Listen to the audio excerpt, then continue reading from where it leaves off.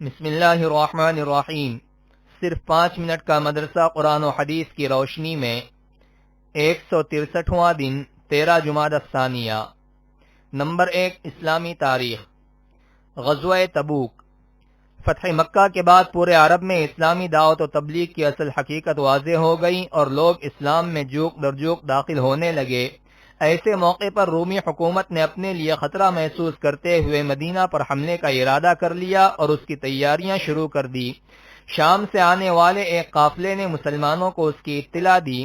روم کی سلطنت آدھی دنیا پر حکومت کرتی تھی اور اس زمانے میں سب سے بڑی طاقت شمار ہوتی تھی، اس لیے مسلمان بہت پریشان تھے۔ ایک طرف بے سر و سامانی کی حالت اور عرب کی سخت گرمی زوروں پر تھی اور دوسری طرف دور دراز کا سفر تھا، مگر خاموش بیٹھنا بھی کسی طرح مناسب نہیں تھا۔ چنانچہ رسول اللہ صلی اللہ علیہ وسلم نے جنگ کی تیاری کا اعلان کر دیا اور ماہ رجب سن 9 ہجری میں 30,000 کے لشکر کو لے کر آپ صلی اللہ علیہ وسلم تبوک کے لیے روانہ ہوئے۔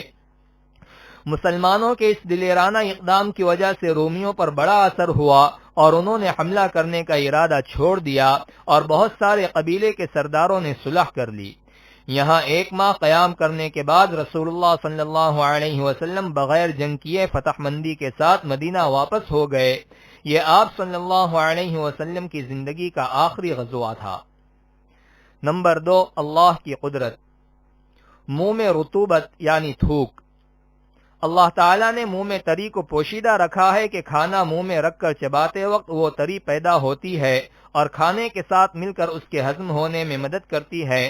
عام حالات میں وہ تری ہلکی رہتی ہے جس سے حلق تر رہے اور سوکھنے نہ پائے، ورنہ آدمی بات ہی نہ کر سکے۔ اگر تری بالکل نہ رہے اور منہ ایک دم سوکھا رہے تو دم گھٹنے لگے اور انسان زندہ نہ رہ سکے، اور اگر تری کھانے کے علاوہ بھی منہ میں پیدا ہوتی رہے تو بات کرنے میں دشواری ہو اور منہ کھولنا مشکل ہو جائے۔ وہ کیسی قدرت والی ذات ہے جو کھانے کے وقت میں رطوبت کو زیادہ مقدار میں پیدا کرتی ہے اور عام حالات میں نارمل رکھتی ہے۔ نمبر 3، ایک فرض کے بارے میں۔ میت کا قرض اس کے مال سے ادا کرنا۔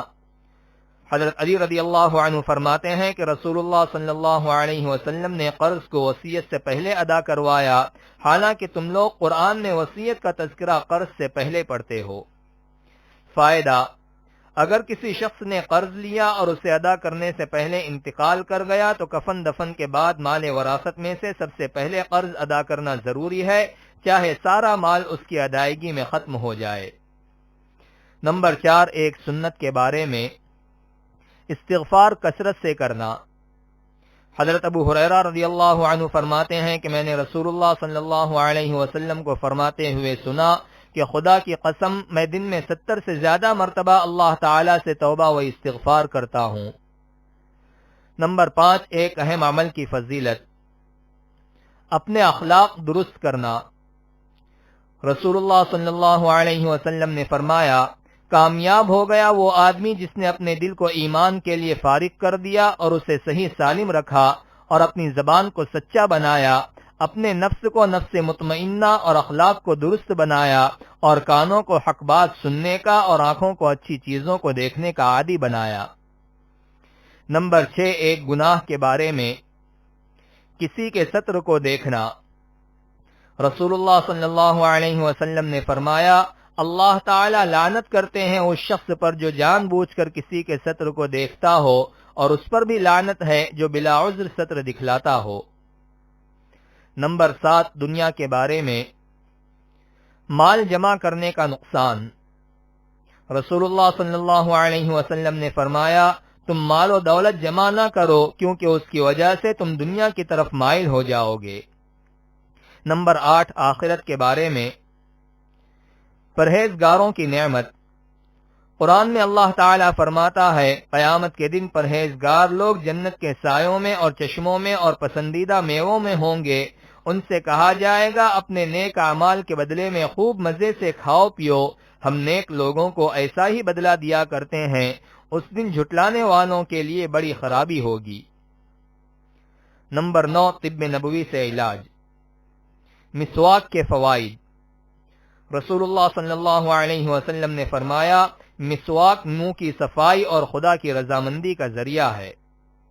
خلاصہ، علامہ ابن قیم رحمۃ اللہ علیہ مسواک کے فوائد میں لکھتے ہیں، یہ دانتوں میں چمک اور مسوڑوں میں مضبوطی پیدا کرتی ہے، اس سے منہ کی بدبو ختم ہو جاتی ہے اور دماغ پاک و صاف ہو جاتا ہے۔ یہ بلغم کو کاٹتی ہے، نگاہ کو تیز کرتی ہے اور آواز کو صاف کرتی ہے۔ نمبر 10، قرآن کی نصیحت۔ قرآن میں اللہ تعالیٰ فرماتا ہے، اے ایمان والو، اللہ تعالیٰ کا خوب ذکر کیا کرو اور صبح و شام اس کی پاکی بیان کیا کرو۔